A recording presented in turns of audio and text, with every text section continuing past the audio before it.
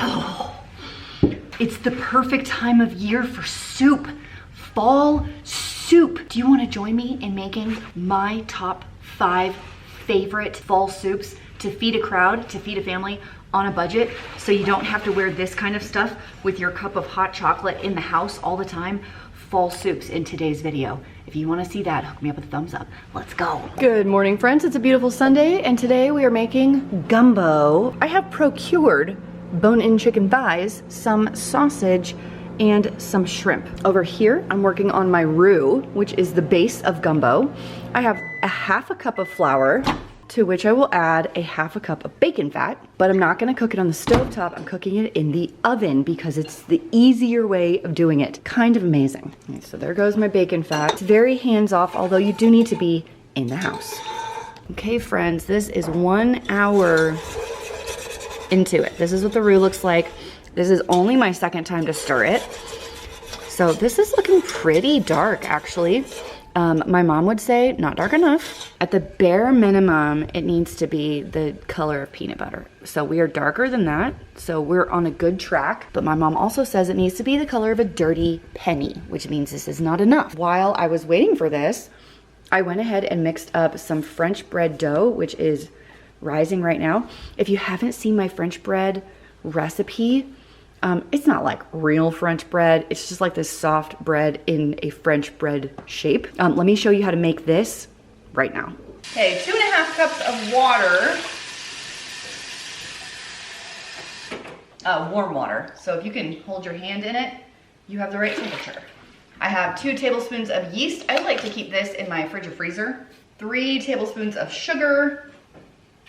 Got to give the yeast something to eat. And 2 tablespoons of white vinegar. This is a tenderizer when you use it in baking. I use it in my pie crust. It makes it so flaky and soft. It will not taste like vinegar. And I will let this sit for 10 minutes or so.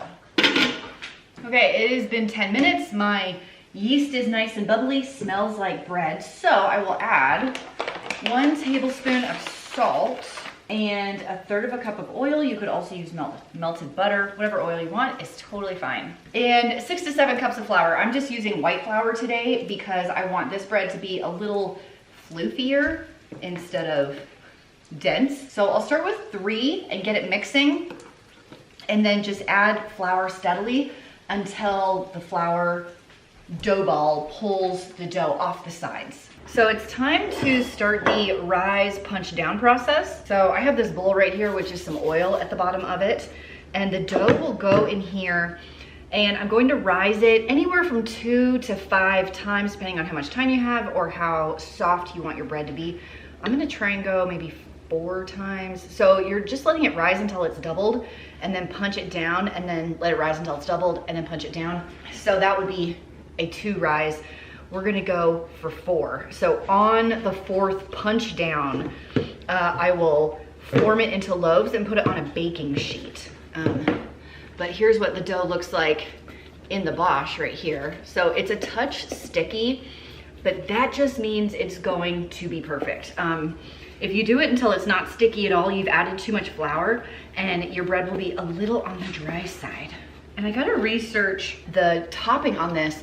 My sister-in-law makes like this honey glaze with something else in it. I don't know what she puts in it, but I gotta look that up and see if I can figure out what goes on that, because it makes the top like sweet and salty. Oh my gosh, it's so good. So I'm just coating this in oil like that. Now I can wash this and get it back out again to make cookies. And I like to use just a clean kitchen towel like this. So we'll put that on there, put it in a warm spot.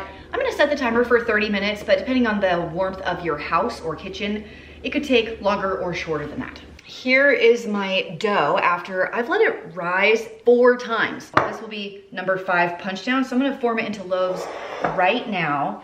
We will start with a little bit of flour on a clean counter. Here's my dough. This makes 2 loaves. So right now I'm just kind of getting all the big air bubbles out, and I'll divide it into 2 sections. I am totally eyeballing the size here. And when it comes to like French bread, I just like to form kind of a long, skinny loaf. This is not rocket science at all. It's probably not gonna be the most beautiful loaf, but it will be fine. And remember, after you put these on the baking sheets, they're gonna rise for another 20 minutes. So I will go ahead and preheat my oven. So as soon as these are done rising, I can pop them in and they'll be ready to go. I still gotta look up that honey glaze. Here they are, and I will set these to the side. Okay, here's one loaf of the French bread. Lesson learned, it needs to be longer and skinnier, obviously. So I'm gonna do some melted butter and a sprinkle of salt on top. It's one of my favorite ways to top rolls or homemade bread. And if you ever made quesadillas, once you flip the quesadilla in your pan, give it a salt sprinkle. I'm telling you, it will change your life. I'm just using regular old table salt here, and let's give this a slice. It's definitely soft because it just came out of the oven. That salt is everything. Okay, friends, I think we are here. Pretty dark. My mom would probably go darker than that, but it's been about an hour and 40 minutes, and I think that looks pretty good. For color reference, here's the peanut butter.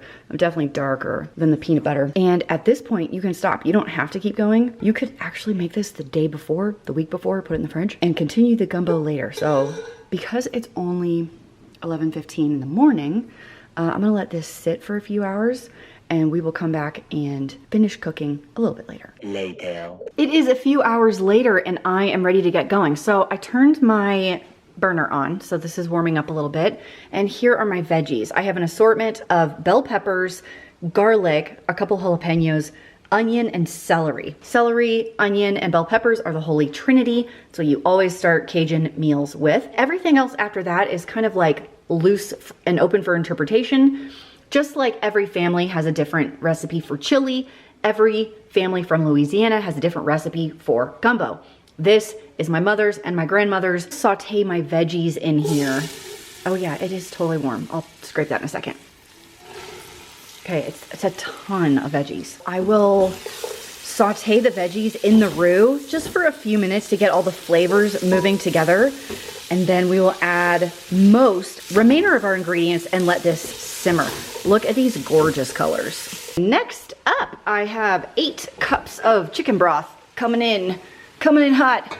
Oh my gosh.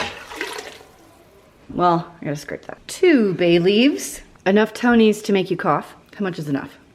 Oh my gosh, what am I doing? Wide open. Ooh, I'm not left-handed. This feels dangerous. And the chicken also goes in. I do like to put the chicken thighs in here, just like on the bone, all the skin, all of it. So they'll boil in here and get a lot of that flavor out. And then once the chicken is cooked through, I'll pull these out and then pull the skin and bones off and like debone the chicken and put the chicken back.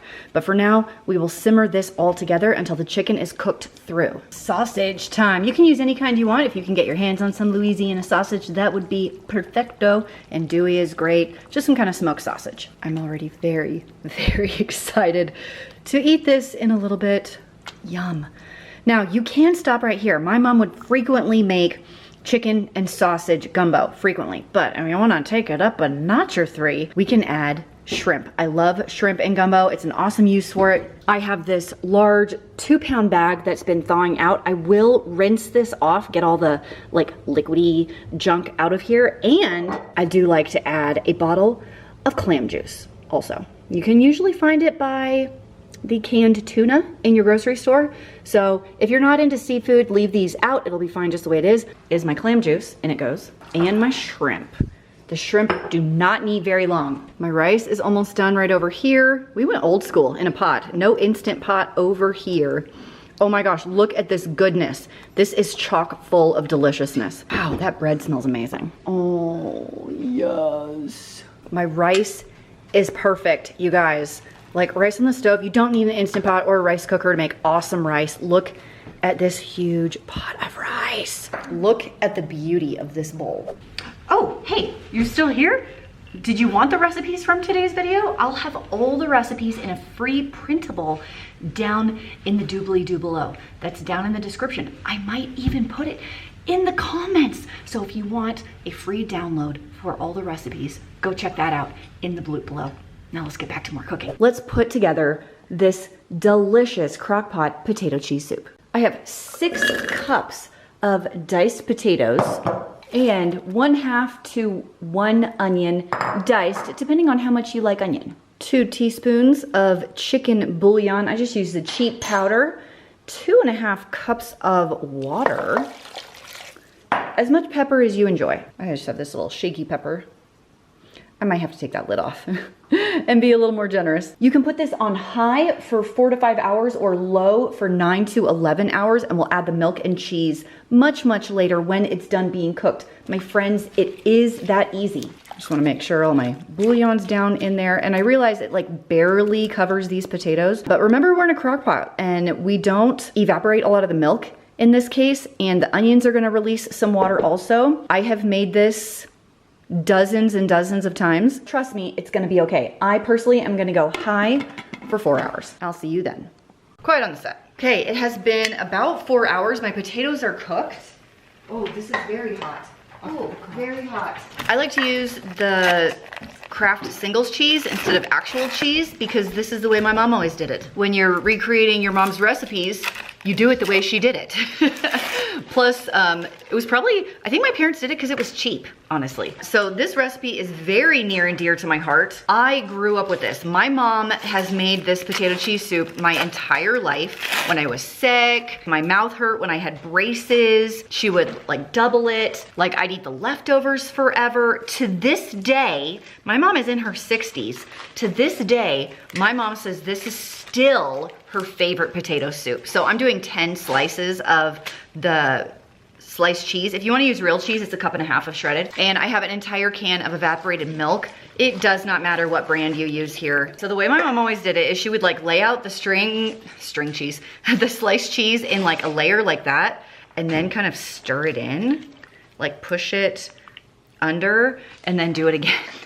I don't know why I'm doing this the exact way she used to do it. I don't know. You do what your mom says, right? That's the rule of life. So I'm gonna kind of mush them a little bit. There's clearly not enough pepper in this, so I'm also going to add some more pepper. I'm just gonna do one quick extra stir, and you can tell that there is now enough liquid. So the lid goes back on for about 30 minutes, and then this is ready to go. And this is one of those dishes that tastes even better the next day. So if you wanna double it and just bulk it up and kind of meal prep some soups for the week, that's a great idea. And also, this is a great dish for when you have a kid that's had their wisdom teeth out. So just wanna throw that in there also. See you in 30. This is the consistency you're looking for, and I was so excited.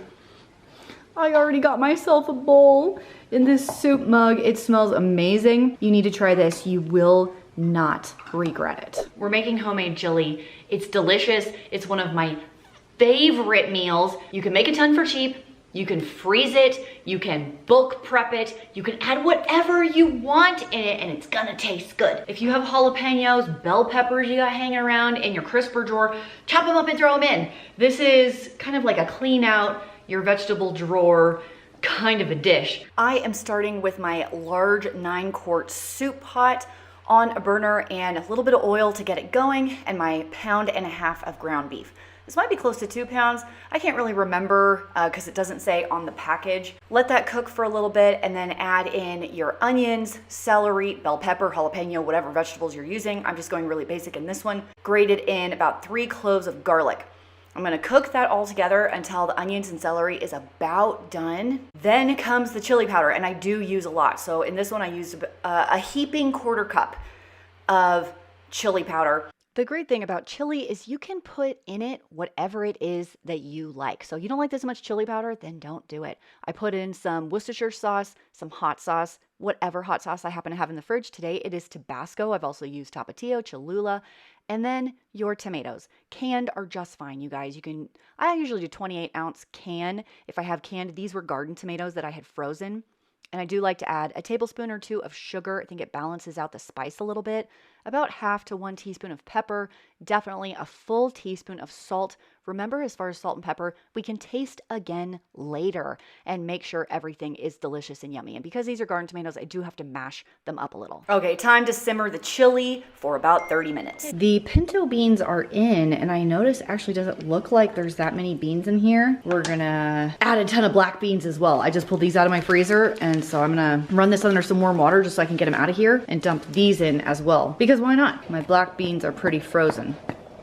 The best news is if I let it sit for a day, it's gonna taste better. And we like to serve ours over rice and with cheese and sour cream and chips, but you don't have to do it that way. You could serve it over baked potatoes. You could just serve it like this with no rice. We are going to make a soup out of these ingredients, and it's a soup that I had a lot growing up. We called it the belly button soup. Okay, you don't have to call it that because of the tortellini. We just thought they looked like belly buttons, and as kids, it was the belly button soup in my house growing up. It's an easy soup to make. This is a serving bowl, for like a salad serving bowl, and I have all of the carrots, the 2 onions, and 3 massive cloves of garlic chopped in here, and this is 8 cups. Anyway, I have my large soup pot. I chose this one because it's a 9-quart soup pot, and I am trying to triple this recipe, and I wanted it all to fit in this one, so fingers crossed it will all fit in this one. Now, the recipe says basically to dump everything in and simmer it for 30 minutes. I think that's all I can fit in here. So I'm gonna bring this to a boil, and it's gonna simmer for about 30 minutes, and then it's gonna be done. My veggies are soft, so I added the rest of my broccoli, and I tasted for seasoning, and I definitely needed the other bouillon cubes, so I added the rest of them. We're just gonna simmer this for another 10 minutes. My mom always served it with Parmesan cheese on the side. It is not necessary to do that, but if you do have it or have a couple dollars to pick up a cheap Parmesan cheese, that's another addition to make the taste even better. I am using a dried bag of Great Northern beans because it's cheaper, and I couldn't find the cannellini beans, so I'm cooking them in my Instant Pot right now. I did not soak them. I just put them in dry with a ton of water and let them cook until they're done. This is literally the easiest and cheapest recipe ever. It has so few ingredients, but the flavors will like bow, punch you in the face. And as you're gonna watch me put this together, like butter, onion, garlic, well, first of all, that's amazing. Who doesn't love that? You have some beans, some sage, chicken broth, some salt and heavy cream, and a little bit of pepper. You guys, that is it. It is so simple. It is an amazing make-ahead, especially if you invite people over, because you can like make it the day before, keep it warm in a crock pot, and you can just serve a soup course. You could have courses at a dinner party, and they wouldn't even know that it was this easy and this inexpensive to make.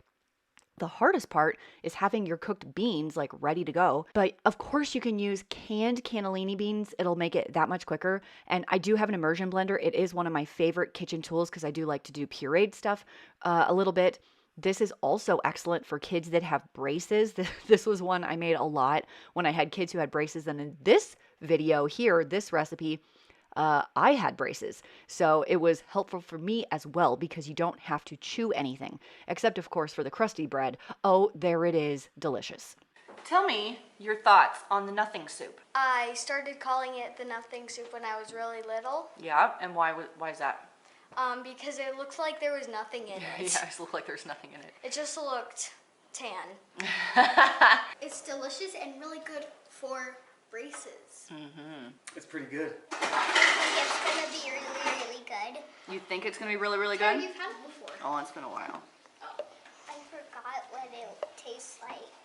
Do you have any opinions on the nothing soup? I really do like these in the nothing soup. The bread? Yeah. Yeah. Well, now that I've had all that soup, I can kind of take some of this off because I'm not as cold as I was. Don't forget to get the free printable down in the doobly-doo below or in the comments. And what's great about all of these recipes is you can freeze them. You can make them like as is and then freeze them in your preferable container. So you could even double them and have meals later for the holiday season when you're scrambling around, wrapping all the presents, getting the stuffers. That was just in case there were little ears listening. You can have meals ready to go. These are my favorites. These are my family's favorites, and I know you're gonna love them too. I'll see you in the next video. Bye. Welcome to the after show. Do you want to know where I got the fit? Are you interested in where these fits are from? Check it. This coat Costco. Can you believe it? I mean, who is she? Is she a model? What is this? I've never owned anything in like this dusty pink. Are you dying? And look at the hood. It was extremely reasonable, as are most of Costco's clothes. They actually might be sold out of this coat and or this color, but you could probably get online. There are a bunch of colors. I'm wearing a small. This hat is from Prana. This is my favorite hat because the inside is fleece lined. So it is uber, uber warm. And I am ready for the snow to fly. If you missed out on my 5 days to an organized Christmas free course, free daily live streams, free Christmas planner, free gift guides. You can still watch all the videos for free. They're just not live anymore. I'll leave that information down below. Amazing tips, a lot of great ideas from me, my friend Dawn at the Minimal Mom.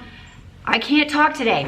My friend Dawn at the Minimal Mom and my friend Callie from But First Coffee. Haley, what up? What are you doing? What are you doing? Where's your coat from? So glad you asked. Costco. Costco. They sell this coat every year. This Nautica coat, it's right at $30, a ton of different colors. They don't sell the white anymore. You can't get the white, but they had like a beige. They always have black. I think this year they had green. I guess Haley's getting the green one. I'm kidding, I like Haley's getting the green one. Look, I am ready for the snow to fly. Look at this. Okay, the hat honestly kind of matches it. And have they seen that your No, pants they don't. are They the can't same see color? that my pants are also pink. Snow. It won't be long before we're all snow.